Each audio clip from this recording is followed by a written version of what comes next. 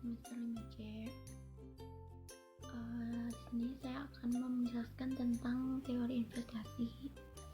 Sebelumnya, teori investasi itu sendiri merupakan pengeluaran perusahaan untuk membeli atau memperoleh faktor-faktor produksi yang akan digunakan oleh perusahaan untuk menghasilkan barang atau jasa, atau juga pengeluaran untuk membeli faktor produksi untuk membangun usaha dan untuk mempertahankan kelangsungan perusahaan tersebut.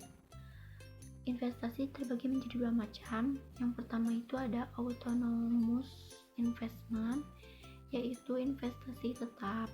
Yang kedua ada in-stock investment, yaitu investasi terpacu. Investasi tetap yaitu investasi yang besarnya tidak tergantung kepada pendapatannya. Contohnya seperti tanah, bangunan, mesin. Dan yang kedua itu investasi terpacu.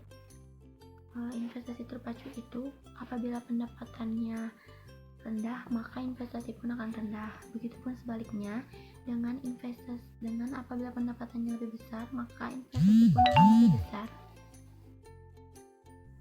Perkenalkan, nama saya Dema Lydia dari kelas 5C dari kelompok 6. Di sini saya akan melanjutkan teori investasi yang telah dijelaskan oleh Anita.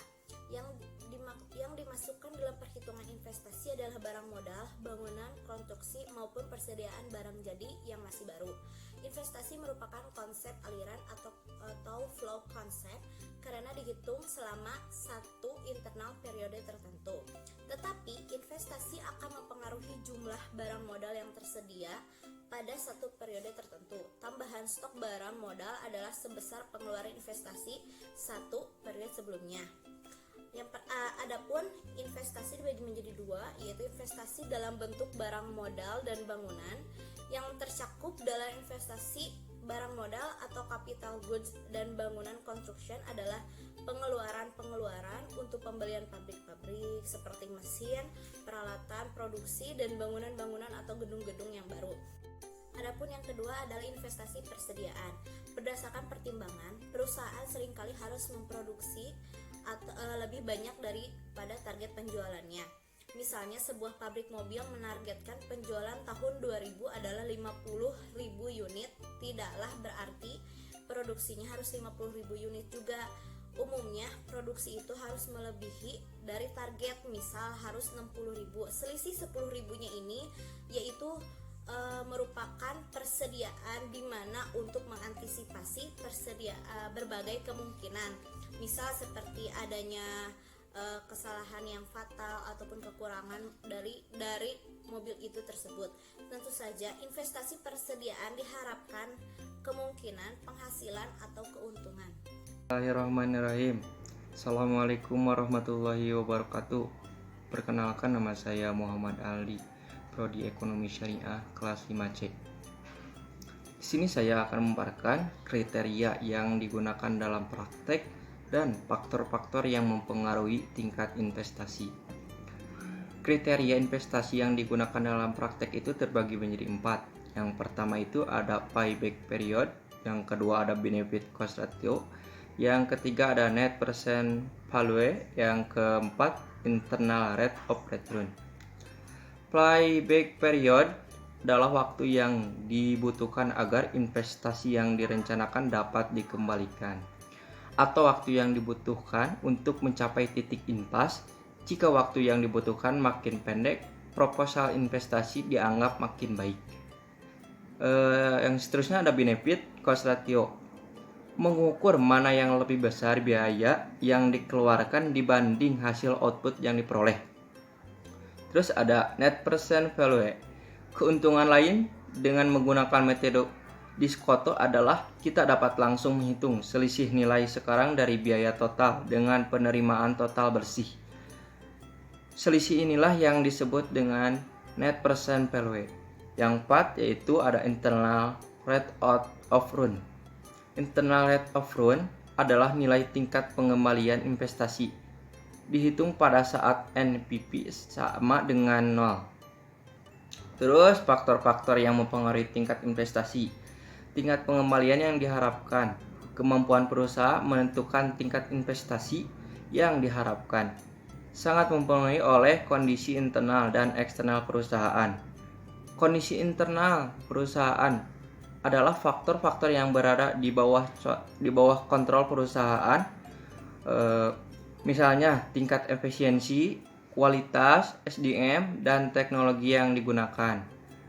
Kondisi eksternal yang perlu ditimbangkan dalam pengambilan keputusan akan investasi terutama adalah perkiraan tentang tingkat produksi dan pertumbuhan ekonomi domestik maupun internasional. Warahmatullahi wabarakatuh. Perkenalkan, saya Inas Nasrullah dari kelas 5C Prodi Ekonomi Syariah akan menjelaskan sedikit tentang investasi. Sebetulnya arti investasi itu apa? Investasi sebetulnya adalah suatu cara atau strategi untuk memutar kelebihan dana yang kita miliki agar menghasilkan dana yang lebih besar, baik dengan campur tangan kita maupun tidak. Investasi ada yang berwujud dan ada yang tidak berwujud. Investasi yang berwujud misalnya kita membeli emas batangan, valuta asing, properti, atau membangun sebuah bisnis. Investasi yang tidak berwujud misalnya kita membeli saham, opsi saham, atau instrumen derivatif. Untuk biaya investasi, yang paling menentukan tingkat biaya investasi adalah tingkat bunga pinjaman. Semakin tinggi bunganya, maka investasi akan semakin mahal. Akibatnya, minat berinvestasi akan menurun. Namun tidak jarang, walaupun tingkat bunga pinjaman rendah, minat investasi akan tetap rendah. Hal ini disebabkan biaya total investasi masih tinggi. Faktor yang mempengaruhi terutama adalah masalah kelembagaan. Marginal Efficiency of Capital atau MSC, tingkat bunga, dan Marginal Efficiency of Investment atau MEI.